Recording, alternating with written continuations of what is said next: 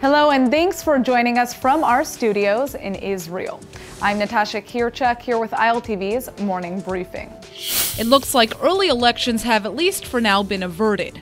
Word of a last-minute deal has just hit the media, detailing how Prime Minister Netanyahu seemingly moved away from snap elections in favor of a compromise on the Haredi conscription law. Under the agreement, the Knesset has moved forward the ultra-Orthodox party's draft of a bill which would exempt Haredim from mandatory service in the I.D.F. Defense Minister Avigdor Lieberman, who previously stood to topple the government with his objection to this bill, will now be able to essentially oversee the future version of the bill in the coming months. This has paved the way for the other wild card in the crisis, Finance Minister Moshe Kahlon, to have his budget approved before the parliament breaks for recess. This has been a tedious series of weeks, with speculation high that despite statements to the contrary, Netanyahu himself may have actually been orchestrating this whole crisis to arrange early elections.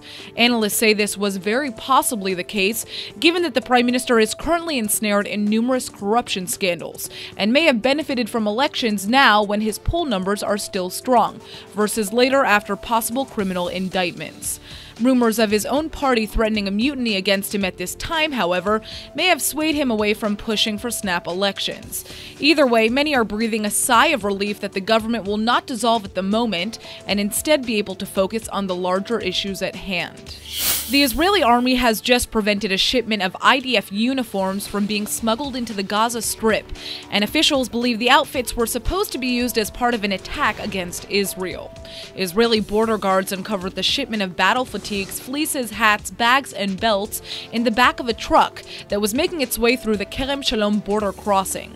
The discovery is just the latest by customs inspectors on a daily mission to thwart the Hamas terror group from obtaining weapons and military gear.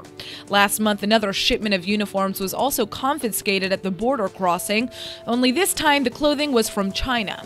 Israel has been maintaining a blockade on the Gaza Strip for the last decade, claiming it's necessary to prevent the Hamas rulers of the Strip from gathering the materials necessary to attack Israel.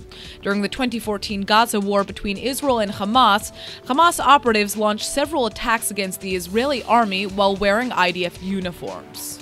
Now, here's a statistic you may find shocking, but it'll probably surprise exactly no one living here in Israel. The Central Bureau of Statistics has just announced that Israel has the highest birth rate of any country in the world. In fact, the country's birth rate has almost doubled as of 2016 over the last 36 years. Talk about a baby boom. Over 80,000 infants were born here in the Holy Land in 2016. The average number of children per woman here is 3.11 kids, with Jewish women actually reaching 3.16 and Muslim women hitting 3.29.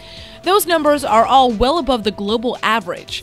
We tend to see a whole lot of baby strollers in Israel, so this doesn't exactly come as a surprise to us, but considering Israel outranks huge Arab countries like Saudi Arabia and even Western countries like the US, it sure says a lot about priorities here in the Jewish state.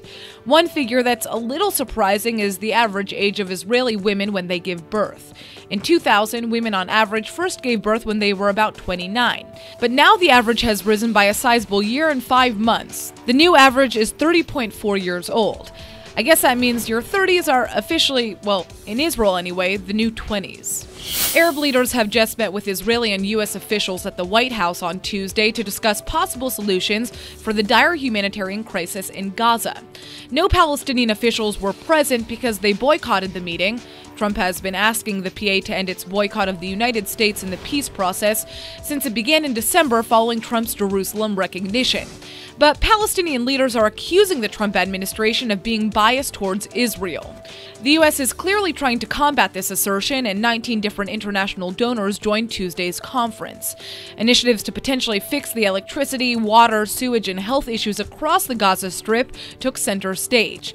And though the PA wasn't represented, senior administrators at the meeting insist that many of the ideas presented could be implemented without the assistance of the Palestinian Authority. Finally, with respect to the UNRWA organization, which only has enough funding to pay for schools and hospitals until May, they're also planning a fundraising meeting this week. UNRWA now faces a massive crisis after the U.S. froze over half of its funding, pending major changes in the organization.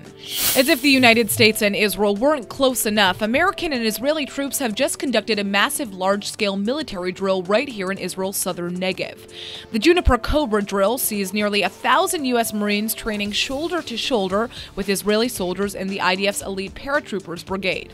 The drill also combined tactical integration with the Israeli Air Force, considered by most to be one of the strongest in the world. Participants followed a traditional Israeli procedure, conducting simulations in a fake mock-up Arab village. Israeli troops have a lot of experience in this kind of urban warfare, which offers a lot of expertise to American troops who don't have as much on-the-ground experience in this kind of terrain. Though no one is hoping for an opportunity to see this put into practical use in an actual war, it's still nice to know that if it comes down to it, both sides have each other's back. That's all for now. I'm Natasha Kirchek, and see you later with our main daily broadcast from Israel at 2 p.m. Eastern Time.